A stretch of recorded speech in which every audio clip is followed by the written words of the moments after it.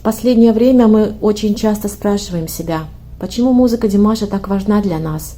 Мы слышим ее отовсюду – радио, телевидение, интернета. Димашу посвящено множество передач, интервью, специальных проектов. И мы задаемся вопросом, возможно, музыка Димаша привносит в нашу жизнь что-то по-настоящему новое, необычное, интересное, великолепное, душевное. На эти и другие вопросы нам поможет дать ответ интервью Димаша с Даной Нуржигит на одном из казахстанских каналов в 2019 году. Мы сможем понять не только глобальное значение для людей всей земли музыки Димаша, но и определить некоторые нюансы богатого творчества Димаша Кудайбергена. Из интервью мы почерпнем интересную информацию о понимании Димашем всех тех изменений, которые произошли в его жизни в связи с участием его в различных международных конкурсах мирового масштаба и признания его безоговорочных побед. И самое главное, интервью раскроет вопросы нашего отношения к великолепной музыке Димаша. Это важно понять, что мы можем почерпнуть из прекрасной неземной музыки Димаша, как певца, неординарной личности, новатора в музыкальной мировой индустрии. Как музыка, творчество Димаша влияет на наше понимание, мироощущение, мировосприятие. Итак, начнем. Но, пожалуйста, не забывайте подписываться и поставить свой лайк.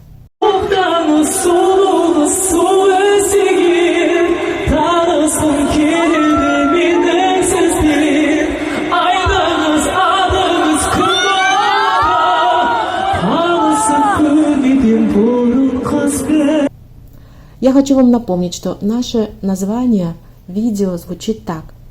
Почему Димаш хочет отвлечь людей от рутины и перенести их в мир фантазий? И всего того, о чем мы будем говорить сегодня, очень тесно будут переплетены с вопросами. А зачем он хочет это сделать? Какую цель он преследует, владея таким сильным инструментом, как его необычный голос?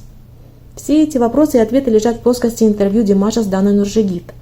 Когда Димаша спросили, неужели вы с раннего детства ассоциировали себя со сценой? И уже тогда Димаш признался журналистке, хотел быть певцом, артистом. И он продолжил, он был совсем маленьким, и именно тогда он уже мечтал о сцене. А в 3-4 года он нарисовал свои мечты на листе бумаги.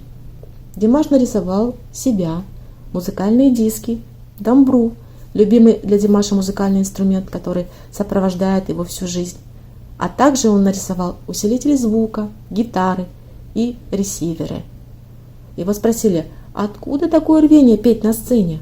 И в подростковом возрасте Димаш уже на другом интервью на местном телеканале говорил, «Мои мечты безграничны. Самая важная мечта, чтобы мой народ был в мире и богат знаниями». Молодой журналист спросил его, как он собирается это сделать? Димаш с удовольствием ответил, «Я стану хорошим гражданином, который будет оказывать хорошее влияние на мой казахстанский народ. Я буду ориентироваться на ученых, поэтов и писателей казахского народа, которые внесли свой огромный и бесценный вклад в развитие моей страны и оказали на нее влияние. Это Абай Кунанбаев, Алия Молдагулова и Маншук Маметова. В книгах Абая Димаш видит путь, по которому нужно идти и ему, и его народу, казахскому народу, которого он любит и которому он горячо предан. Он говорит, «Я хочу, чтобы люди брали все самое хорошее и оставляли ненужное, то, что мешает идти к прогрессу». И это говорит подросток, которому всего 12-13 лет. Задумайтесь, друзья, посмотрите на сегодняшних подростков. Разве они похожи на 12-летнего Димаша? Наше юное поколение – это дети и подростки, которые живут в большом компьютерном пространстве, которое охватило все ниши жизнедеятельности, от школьного образования в онлайн до компьютерных игр и социальных сетей, которые отнюдь не положительным образом влияют на них. Но это тема отдельного разговора. Так вот, Димаш хочет ориентироваться не только на поэта, писателя, философа Абая Кунанбаева, гордости всего казахстанского народа, но Димаш ориентируется на героев Великой Отечественной войны Алию Молдагулову и Маншук Маметову, которые были снайперами и были убиты в совсем еще молодом возрасте на войне. Он убедительно выражает свою точку зрения. Он говорит, что знает, что эти девушки не только подарили всем нам мирную жизнь, но и, несмотря на свой 20-летний возраст, погибли в войне против фашистов. Они были преданы своему народу, своей земле. Они оказали своими поступками сильнейшее влияние на современное поколение. И за это им, конечно, бесконечная благодарность. И могут жить в разлуке.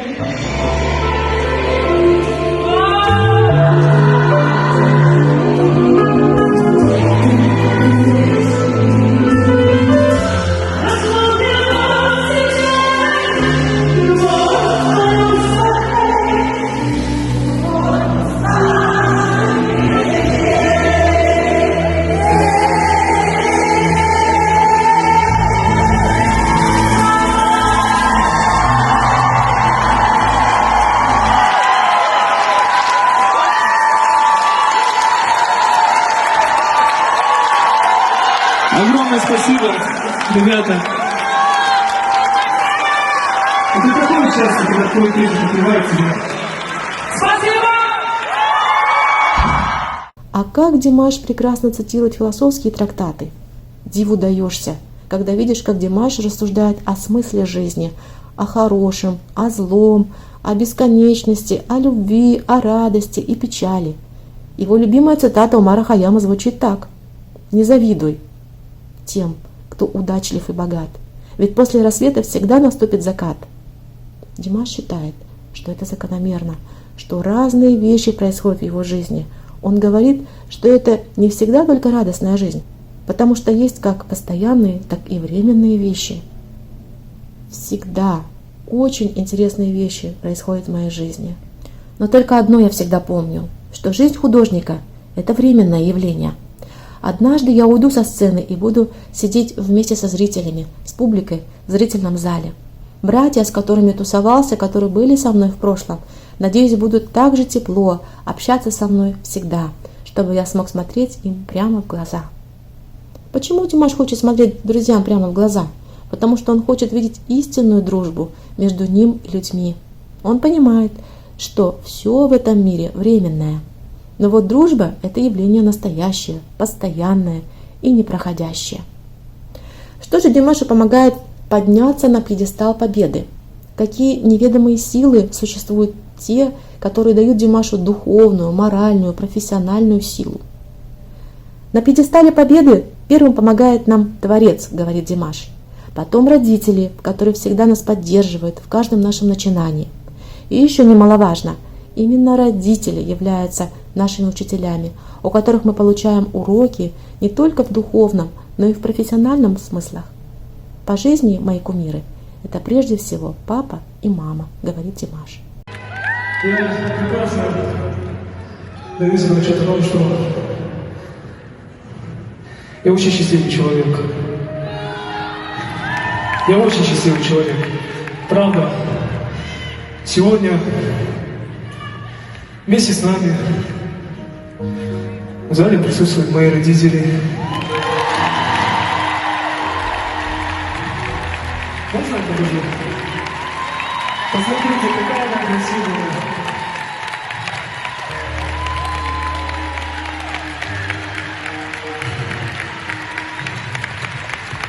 От всей души хочу благодарить родителей за то, что мои мечты постепенно воплощаются в реальность.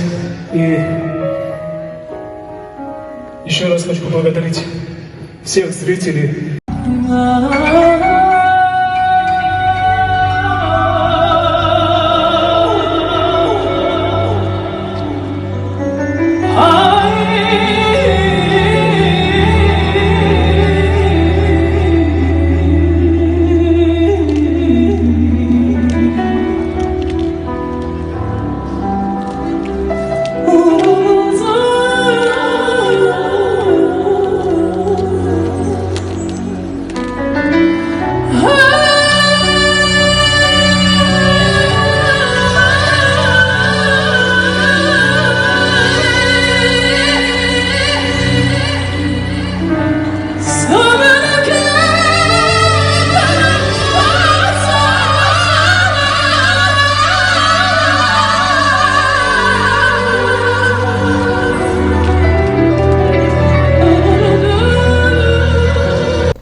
Димаш не забыл и упомянуть еще одного своего учителя, которому он подражает с детства. Он называет его особенным человеком. Димаш говорит: когда мне было 4-5 лет, в детской школе на сцене меня представили. Перед вами будущий Марат Айтимов. Я был горд. Я настолько уважаю этого человека, что когда я видел его в нашем доме в качестве гостя, мои родители творческие люди, и друзья их тоже люди из творческого мира, я был безмерно рад, потому что видел, как мои родители сотрудничали с ним в поисках новых идей. Я с детства мечтал учиться в классе Марата Айтимова. И я учился в его классе, постигая азы не только профессиональной грамотности, а потом уже совершенствовал эти знания вместе с ним. Но я учился и жизни, и искусству. Именно это всестороннее развитие как певца, как музыканта, как личности и стало основой поиска своего места Димаша в музыкальной мировой индустрии. Он задается вопросом: как я искал себя в музыкальном мире? И отвечает: я просто усердно занимался над собой и участвовал в музыкальных конкурсах, как малых, так и больших.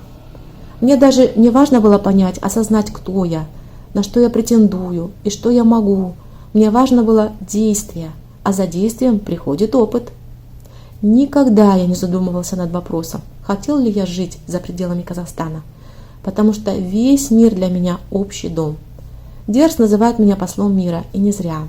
Ведь как ни зритель, как ни публика ощущает мое настроение на концертах, мой посыл всем без исключения. Я хочу дарить свою музыку людям, дарить ее без оглядки, дарить от всей души, от всего сердца. И я опять хочу вернуться к воспоминаниям из моего детства. Я осознаю, что мои детские мечты и цели сбываются. Я вижу свое развитие. А что может быть лучше, чем видеть собственный рост, развитие, обогащение всем тем, что окружает тебя?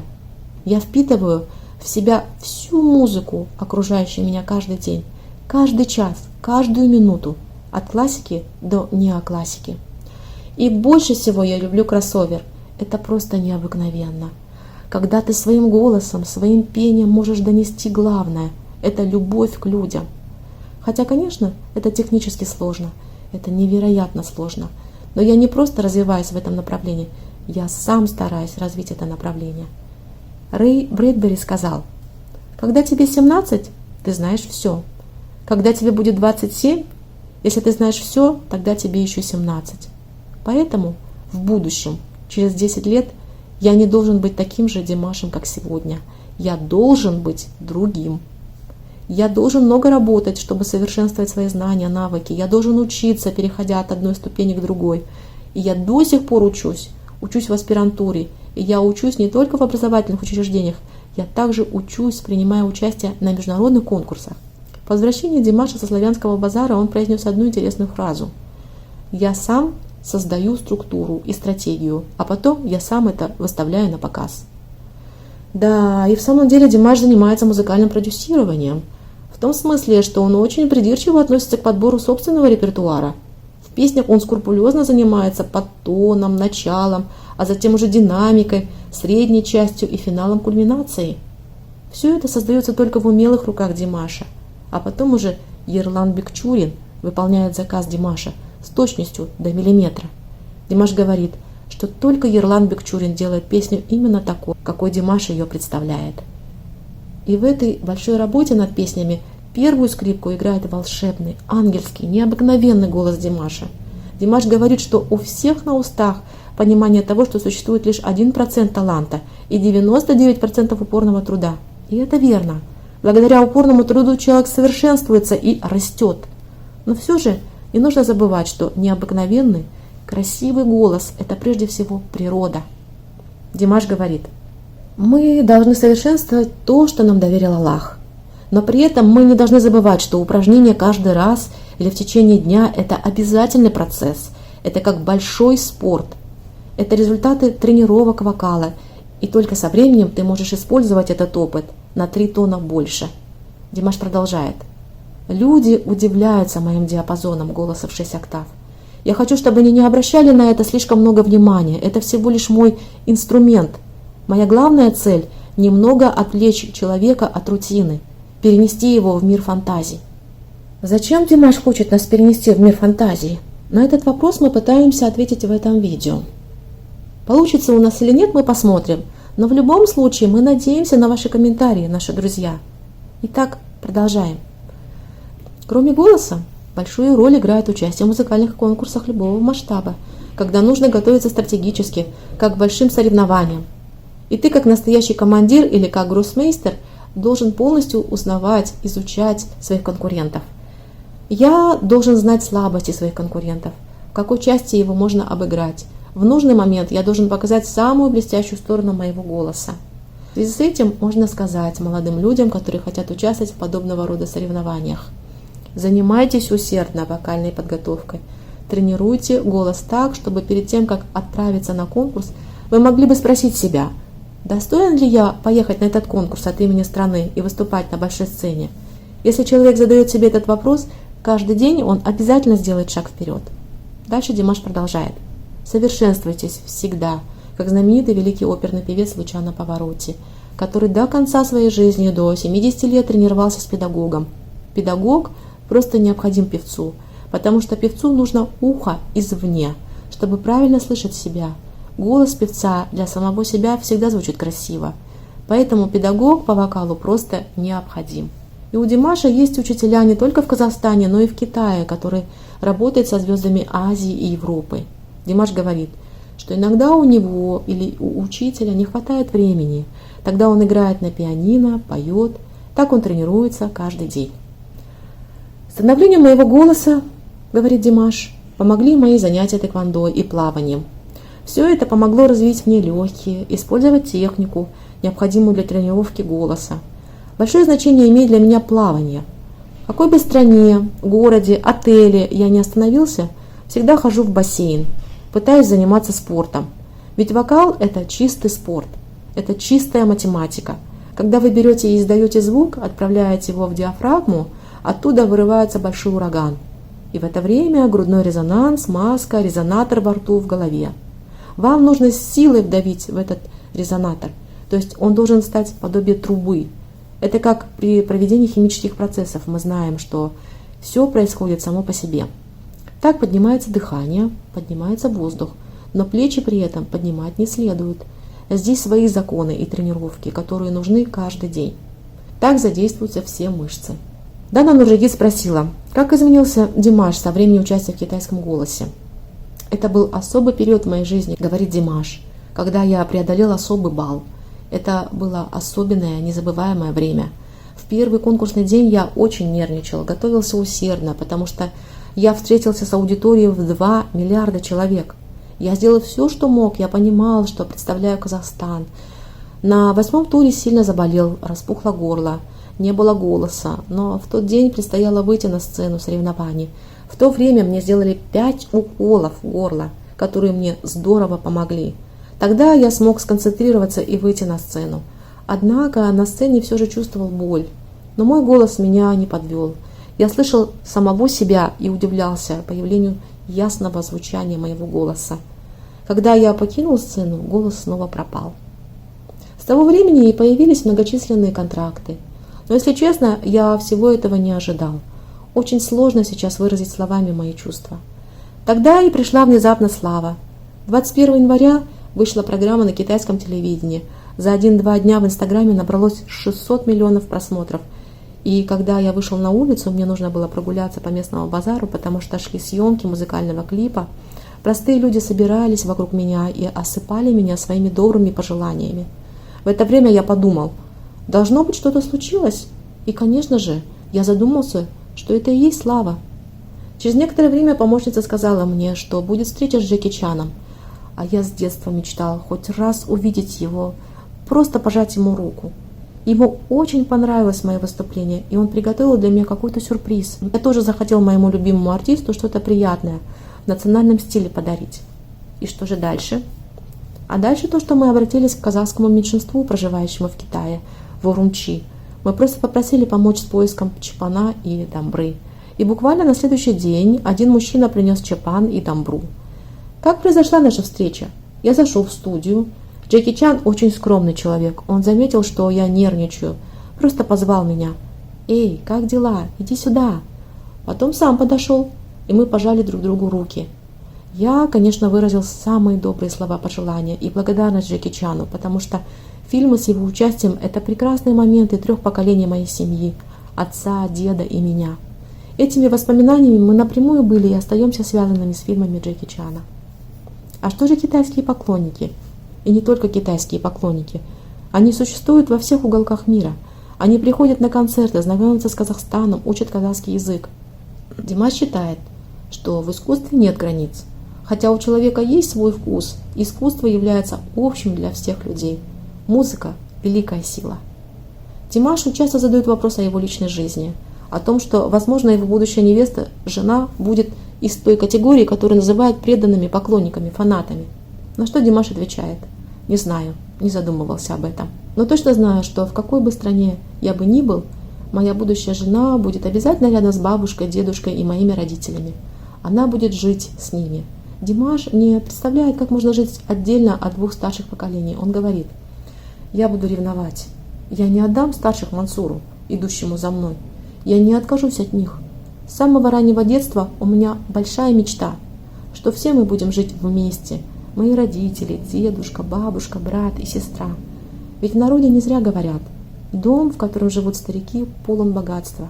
Я не хочу терять свое богатство». Завершая мы наше видео все тем же вопросом: почему Димаш хочет отвлечь людей от рутины и перенести их в мир фантазий? Как мы заметили, Димаш очень глубокий человек. И когда мы слышим интервью Димаша с другими людьми, мы удивляемся каким-то новым идеям, фразам, произнесенным Димашем, имеющим подчас, кажется, незамысловатый смысл. Но в то же время, когда мы начинаем анализировать эти фразы, мы понимаем, что Димаш произносит глубоко, прежде всего им осмысленные вещи, подчас требующие философское понимание. Я долго искала ответ на вопрос, поставленный мною в заголовке этого видео, и нашла его в ваших же комментариях под одним из наших свежих видео. Я сейчас вам его зачитаю. Димаш красивый, талантливый, светлый человечек. Настоящий патриот своей страны. Он как лучик света в нашей темной, беспросветной действительности. Друзья, мы завершаем видео. Просим вас поделиться вашими мыслями под нашим видео в комментариях. Желаем вам прекрасных предстоящих выходных. До свидания, до скорой встречи.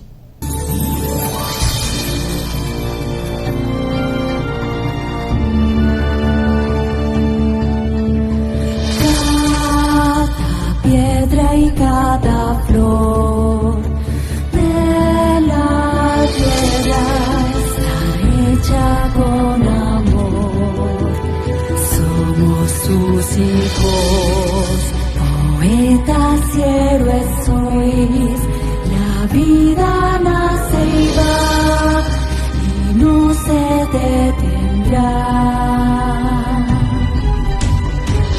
Qué fuerte estáis, qué fuerte estáis. No tengas miedo ahora. Qué fuerte estáis, más fuerte que la adversidad. Velocidad del corazón valiente. Abrázalo, alcánzalo.